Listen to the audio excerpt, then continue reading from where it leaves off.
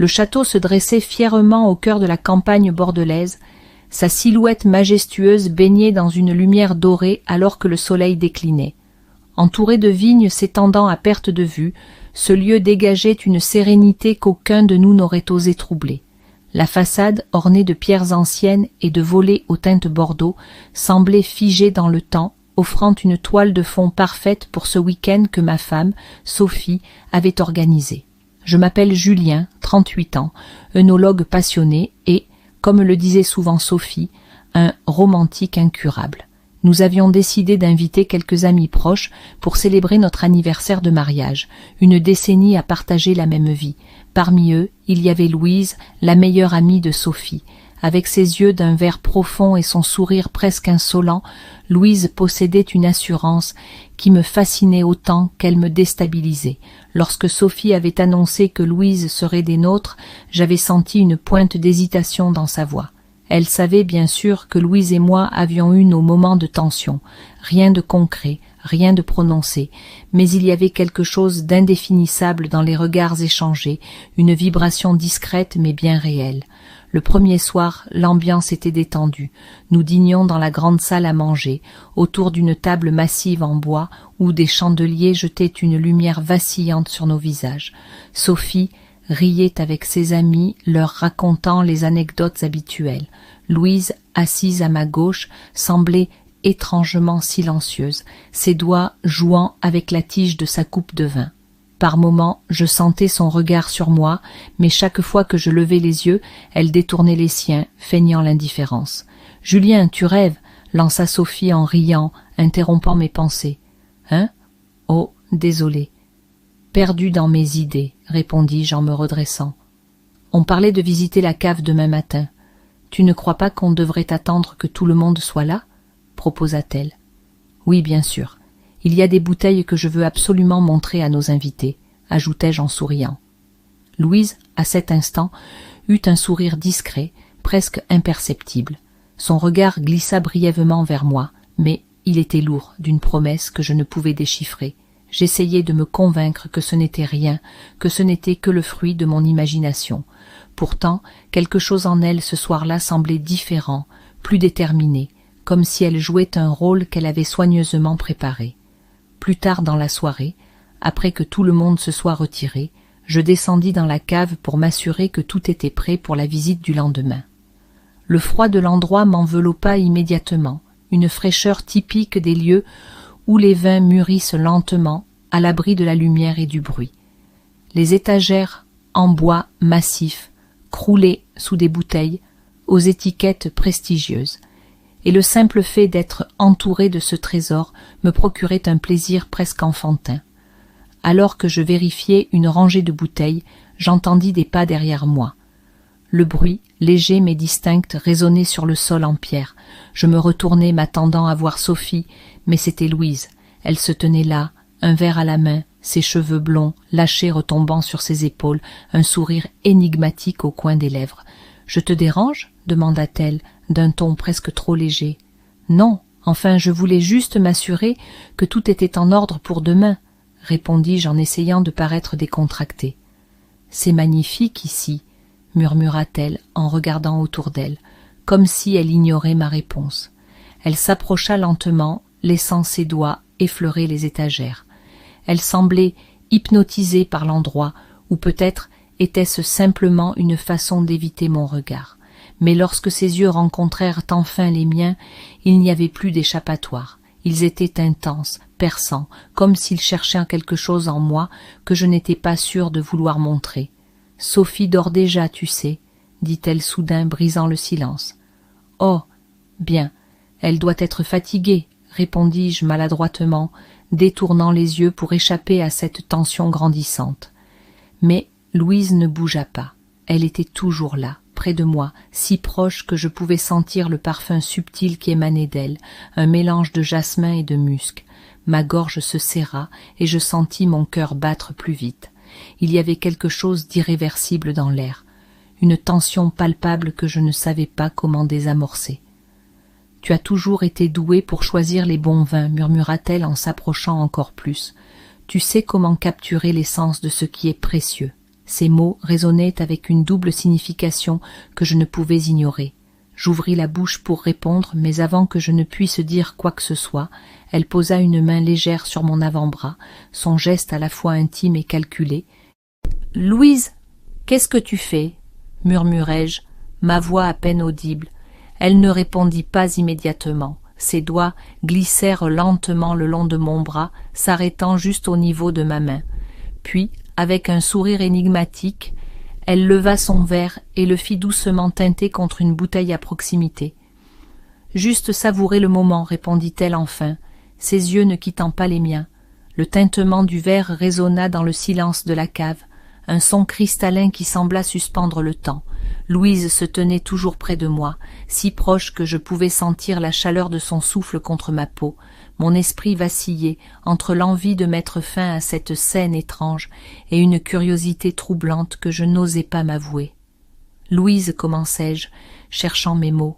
« Ce n'est pas quoi, Julien ?» interrompit-elle doucement, inclinant la tête avec un sourire à peine esquissé. « Ce n'est pas convenable, pas attendu. » Sa voix était basse, presque murmurée, et pourtant elle portait un poids qui me semblait écrasant.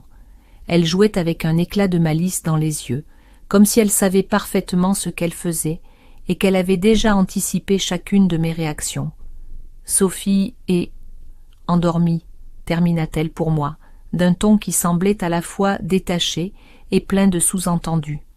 Elle s'avança encore, me forçant à reculer légèrement contre une étagère.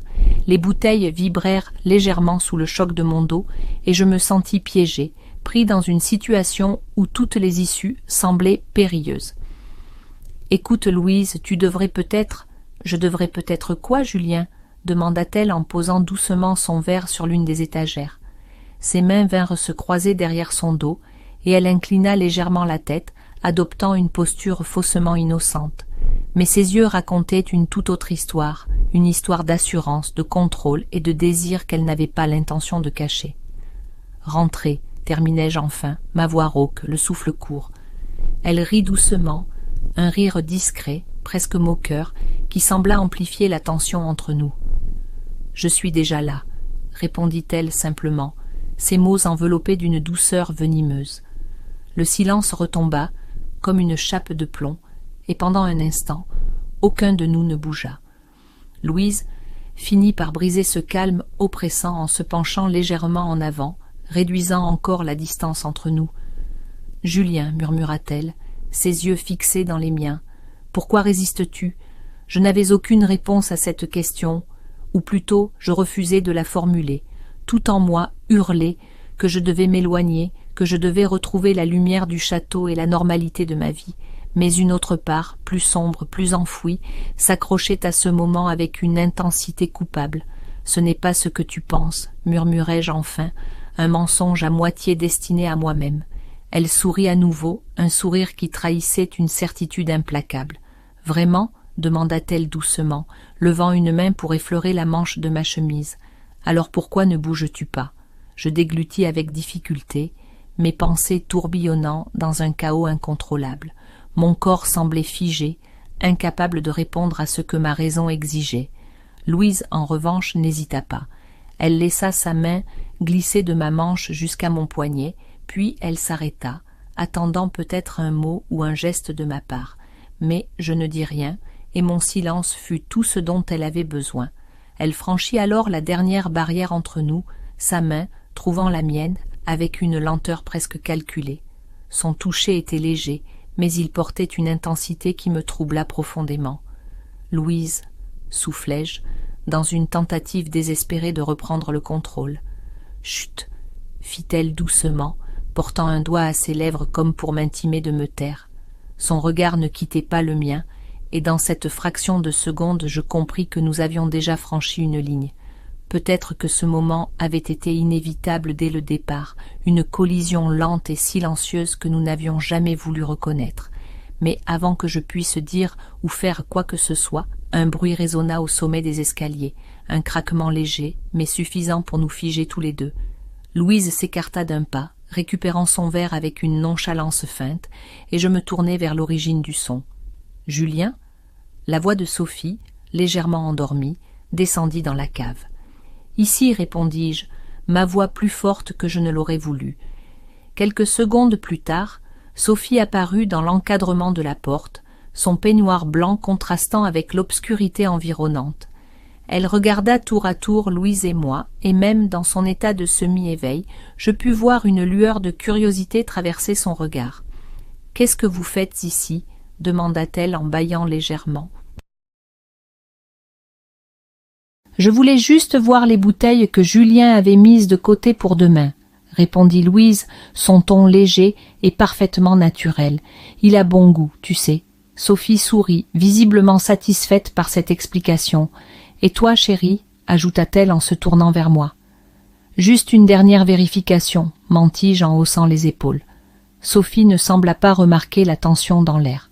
Elle s'étira doucement avant de me prendre la main. « Alors viens te coucher. Il se fait tard. » Je hochai la tête, lançant un dernier regard à Louise. Elle me fixait, son sourire énigmatique toujours planté sur son visage. Ses yeux me suivirent, alors que je quittais la cave avec Sophie, et je ne pus m'empêcher de ressentir un mélange étrange de soulagement et de regret. Alors que nous remontions les escaliers, la main de Sophie dans la mienne, une seule pensée me hantait. Ce moment, si fugace mais si intense, n'était qu'un début.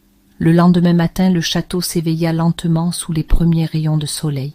La lumière traversait les grandes fenêtres de la salle à manger, enveloppant les invités dans une chaleur dorée, tandis que le petit déjeuner se déroulait paisiblement. Autour de la table, les conversations légères fusaient sur des sujets anodins, ponctués de rires et de tintements de couverts. Louise était assise à l'opposé de Sophie et moi, une tasse de café entre les mains. Son sourire habituel éclairait son visage alors qu'elle parlait avec un autre invité, mais de temps en temps, ses yeux croisèrent les miens. Ses regards étaient furtifs, presque imperceptibles pour quiconque d'autre, mais ils portaient une intensité qui me faisait revivre les événements de la veille. « Julien, tu nous écoutes ?» demanda Sophie en posant une main légère sur mon bras. « Hein ? Oui, bien sûr, » répondis-je précipitamment, tentant de me concentrer. Elle rit doucement, secouant la tête avec amusement.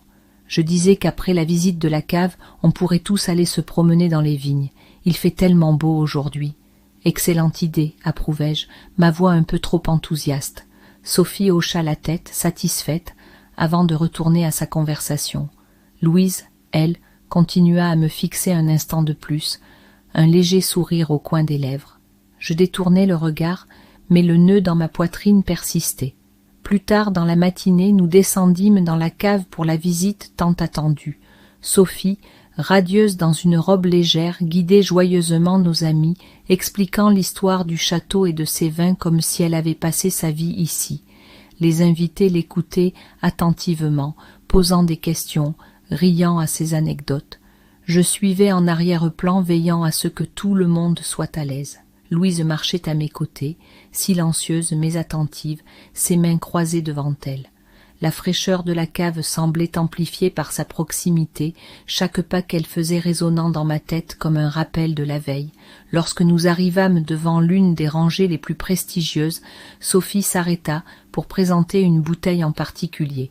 Celle-ci, dit-elle avec un sourire éclatant, est l'une des pièces maîtresses de la collection.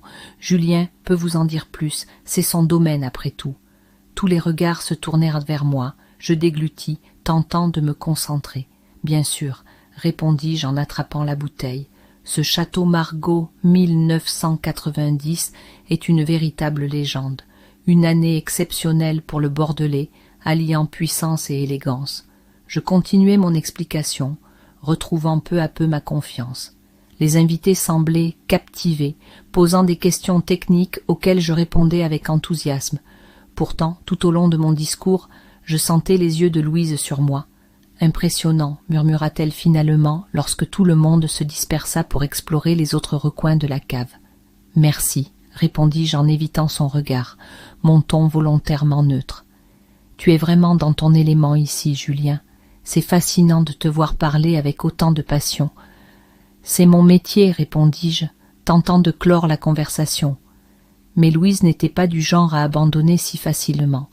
Elle s'approcha, réduisant la distance entre nous à une proximité inconfortable. « Ce n'est pas que ton métier, dit-elle doucement, c'est toi.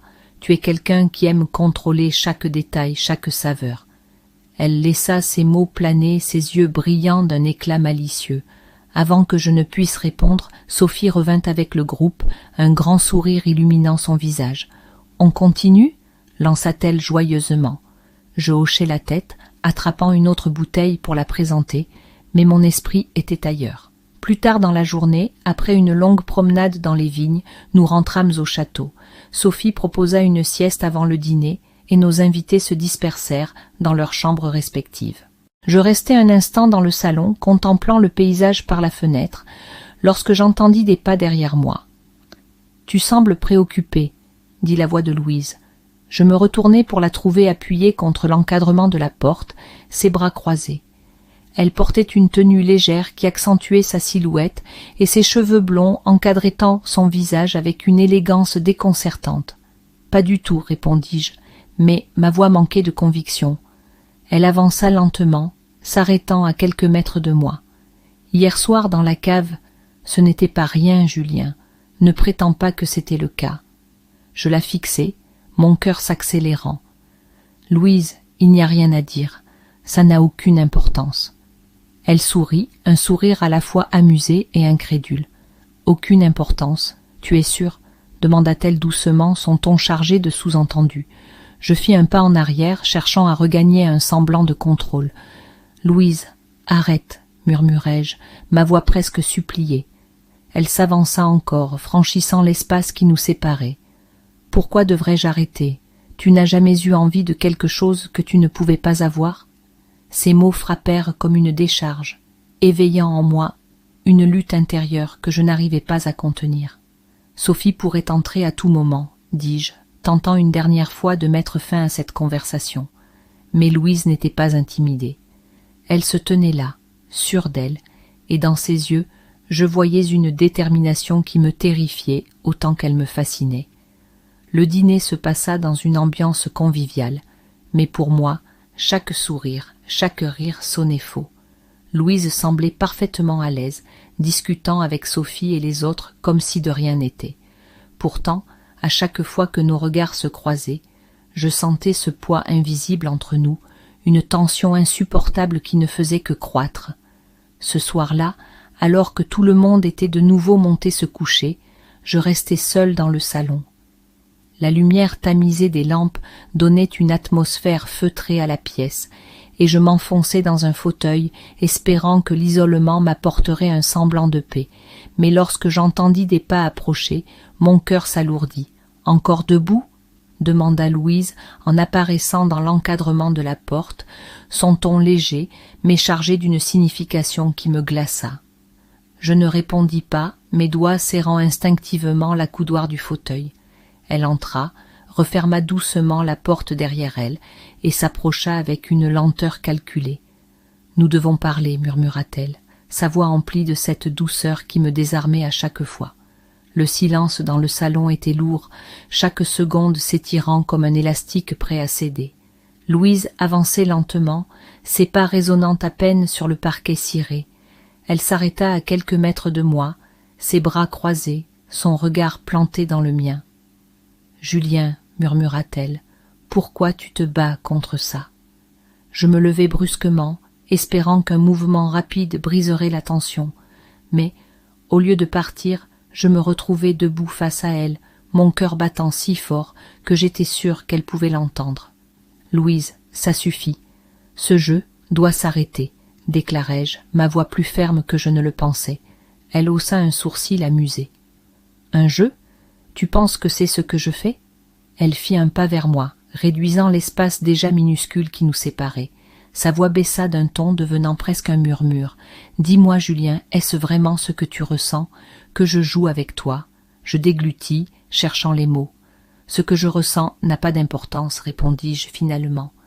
Elle rit doucement, un son si intime qu'il semblait n'être destiné qu'à moi.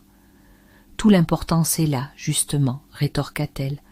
Elle posa sa main sur mon bras, son contact léger mais brûlant.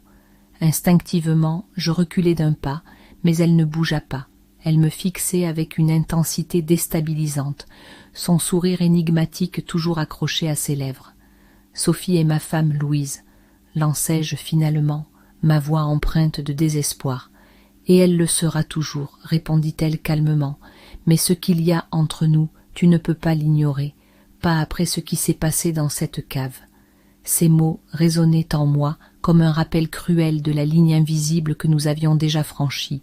Je savais qu'elle avait raison, mais l'admettre aurait signifié céder, et je n'étais pas prêt à abandonner ce que j'avais avec Sophie.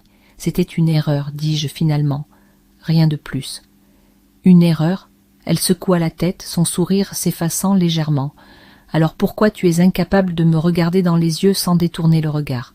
Pourquoi tu es ici, ce soir, au lieu d'être avec elle? Je n'avais pas de réponse. Mon silence ne faisait que lui donner plus de pouvoir. Elle avança encore, jusqu'à ce que la distance entre nous soit presque inexistante. Sa main glissa sur mon bras, puis remonta lentement jusqu'à mon épaule. Je voulais reculer, mais mon corps refusait de bouger. « Louise, tu joues avec le feu, murmurai-je, mon souffle court. « Peut-être que j'aime ça, répondit-elle, un éclat malicieux dans les yeux. Et peut-être que toi aussi. » Ses doigts effleurèrent ma nuque, et un frisson me parcourut. Mon esprit criait que je devais partir, mais mon corps restait ancré sur place, pris dans un combat entre ce que je savais être juste et ce que je désirais. « Louise, c'est mal, dis-je, mais ma voix manquait de conviction.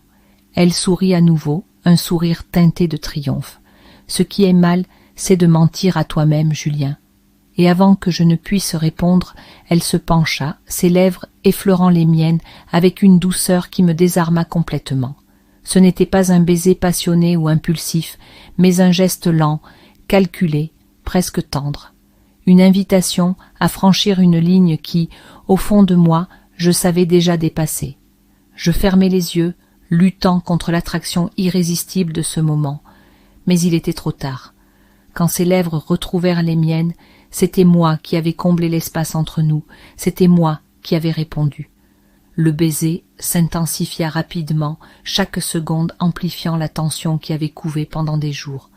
Ses mains se glissèrent derrière ma tête, me rapprochant d'elle, et je ne fis rien pour l'en empêcher. Mes propres mains trouvèrent sa taille, un geste instinctif qui scella l'inévitable. « Julien !» murmura-t-elle contre mes lèvres, sa voix tremblant légèrement. Mais avant qu'elle ne puisse continuer, un bruit dans le couloir nous arracha à notre transe. Nous nous séparâmes précipitamment, nos respirations haletantes. Le silence qui suivit fut assourdissant. La porte s'ouvrit lentement, et Sophie entra dans le salon, un sourire endormi sur le visage. « Vous êtes encore debout, vous deux ?» demanda-t-elle, ignorant la tension palpable qui remplissait la pièce. « Juste en train de discuter, » répondit Louise avec une aisance troublante. Julien voulait me montrer quelques notes sur les vins de la cave. Sophie hocha la tête, visiblement satisfaite par cette explication. « Eh bien, ne vous couchez pas trop tard. Demain, on a une journée chargée, » dit-elle avant de s'étirer et de retourner dans sa chambre. La porte se referma derrière elle, et le silence retomba. Louise se tourna vers moi, son expression mélangeant amusement et défi. « Je crois que tu as une décision à prendre, Julien, » murmura-t-elle avant de quitter la pièce à son tour, me laissant seule avec mes pensées. Je passai le reste de la nuit dans le salon, incapable de trouver le sommeil. Les mots de Louise résonnaient encore dans ma tête, et l'image de Sophie, si innocente, si confiante, me hantait. Quand l'aube se leva, je savais qu'il n'y aurait pas de retour en arrière. Une ligne avait été franchie, et les jours à venir allaient nous conduire à une conclusion inévitable. Le jour se leva sur le château, baignant les vignes d'une lumière douce et dorée. À l'intérieur, tout semblait paisible. Les invités prenaient leur petit déjeuner dans la grande salle à manger, bavardant tranquillement. Sophie, rayonnante, s'affairait à servir du café, distribuant des sourires à tous. Louise, quant à elle, siégeait à la table, affichant un calme imperturbable. Je me tenais près de la fenêtre, une tasse de café à la main, regardant dehors. Mais mon esprit était ailleurs, tiraillé par des pensées qui refusaient de s'apaiser. L'écho du baiser échangé avec Louise la veille me hantait. L'avait-elle orchestré? Ou avais-je moi-même volontairement franchi cette ligne? « Julien, Tu es encore perdue dans tes pensées » lança Sophie depuis la table, un éclat de malice dans la voix. Je me forçai à sourire, secouant légèrement la tête. « Juste réveillée difficilement, répondis-je, espérant dissimuler mon trouble. Louise croisa mon regard à cet instant, un sourire discret, flottant sur ses lèvres. Elle semblait lire en moi comme dans un livre ouvert. Cette assurance qu'elle affichait rendait ma culpabilité encore plus insupportable. L'après-midi fut consacré à une dernière promenade dans les vignes. Le groupe s'étira à travers les allées de raisins mûrs, chacun admirant la beauté du paysage. Sophie marchait devant, discutant gaiement avec d'autres invités, tandis que Louise se glissa discrètement à mes côtés. « Tu es silencieux aujourd'hui, murmura-t-elle, en veillant à ne pas être entendue. « Louise, commençai-je, mais elle leva une main pour m'interrompre. « Pas maintenant. Ce n'est ni le lieu, ni le moment, souffla-t-elle, mais on doit parler, et tu le sais. » Elle accéléra son pas pour rejoindre Sophie, me laissant seule avec mes pensées. Ce soir-là, alors que tout le monde se préparait pour le dîner, je restai dans la cave, cherchant à échapper à la tension insoutenable de la maison. L'air y était frais et lourd, un contraste apaisant avec l'agitation du château. Je passai lentement entre les rangées de bouteilles, mes doigts effleurant distraitement le bois des étagères. Je ne fus pas surpris lorsque Louise apparut derrière moi. « Je savais que je te trouverais ici, » murmura-t-elle en s'avançant. Je me tournai vers elle, les poings serrés, ma frustration prenant le dessus. « Louise, qu'est-ce que tu veux de moi? Qu'est-ce que tu espères accomplir ?» Elle s'arrêta, une lueur de tristesse traversant brièvement son regard. « Je veux que tu sois honnête avec toi-même, » répondit-elle doucement. « Honnête ?» répétai-je avec amertume. « Honnête sur quoi? Que j'ai fait une erreur? Que j'ai trahi ma femme en te laissant m'approcher ?» Elle secoua lentement la tête. « Ce n'est pas une question de trahison, Julien, c'est une question de ce que tu ressens vraiment. » Elle s'approcha, réduisant la distance entre nous une fois de plus. « Depuis combien de temps est-ce que tu te mens ?» demanda-t-elle. Je ne répondis pas. Elle attendit quelques secondes, puis poursuivit. « Je ne te demande pas de faire un choix maintenant, mais je ne peux pas rester silencieuse non plus. Ce que je ressens, ce que nous avons partagé, ce n'est pas rien. » Ces mots laissèrent une empreinte, mais avant que je ne puisse répondre, un bruit nous interrompit. Sophie était là, debout dans l'encadrement de la porte, un plateau à la main, ses yeux passant de Louise à moi. « Je vois que je dérange, » dit-elle, sa voix calme, mais teintée d'une froideur inhabituelle. « Sophie, ce n'est pas ce que tu crois, » commençai-je, mais elle leva la main pour me faire taire. Elle posa le plateau sur une étagère, son regard toujours fixé sur moi. « Julien, je ne suis pas stupide. Je t'ai vu changer, » murmura-t-elle, une douleur palpable dans sa voix. Mais entendre et voir sont deux choses différentes. Louise resta immobile, son visage figé, mais elle ne chercha pas à s'expliquer. Elle savait que les mots étaient inutiles. Sophie prit une profonde inspiration, ses yeux brillants de larmes qu'elle refusait de laisser couler. « Je vais remonter. Faites ce que vous avez à faire, » dit-elle avant de tourner les talons et de quitter la pièce. Le reste de la soirée fut un mélange de chaos intérieur et de silence pesant. Sophie ne reparla plus de l'incident, mais son comportement était distant, comme si elle avait tiré un voile entre nous. Louise, elle, semblait presque apaisée, comme si le fait que tout soit dévoilé lui avait enlevé un poids. Je passai une grande partie de la nuit à marcher seule dans les vignes, la brise fraîche jouant avec mes pensées. Les souvenirs des derniers jours se mélangeaient à la culpabilité écrasante que je ressentais. À l'aube, alors que le château dormait encore, je pris une décision. Le matin suivant, avant le départ des invités, j'approchai Louise sur la terrasse, là où elle buvait un dernier café. « On doit arrêter ça, Louise, » murmurai-je. Elle hocha lentement la tête, un mélange de tristesse et d'acceptation dans ses yeux. « Je savais que tu choisirais Sophie, » dit-elle doucement, « et tu as raison. » Elle se leva, me regardant une dernière fois. « J'espère que tu seras heureux, Julien, vraiment. » Puis, sans un mot de plus, elle partit. Sophie et moi passâmes des jours tendus après le départ de nos invités. Je savais qu'elle avait deviné plus qu'elle ne voulait l'admettre, mais elle choisit de ne pas en parler. Ce silence, cependant, était peut-être plus cruel que les mots qu'elle aurait pu prononcer. Le château si vibrant quelques jours plus tôt, était redevenu silencieux, mais ce calme était différent. Il n'était plus apaisant. Je savais qu'une fracture s'était formée, et même si elle était invisible, elle était bien réelle. Louise avait disparu de nos vies, mais son ombre planait encore, rappelant constamment la fragilité des liens que nous pensions incassables. Et ainsi, dans la solitude de ces murs, Sophie et moi devions affronter ce vide, ensemble, mais irrémédiablement changés.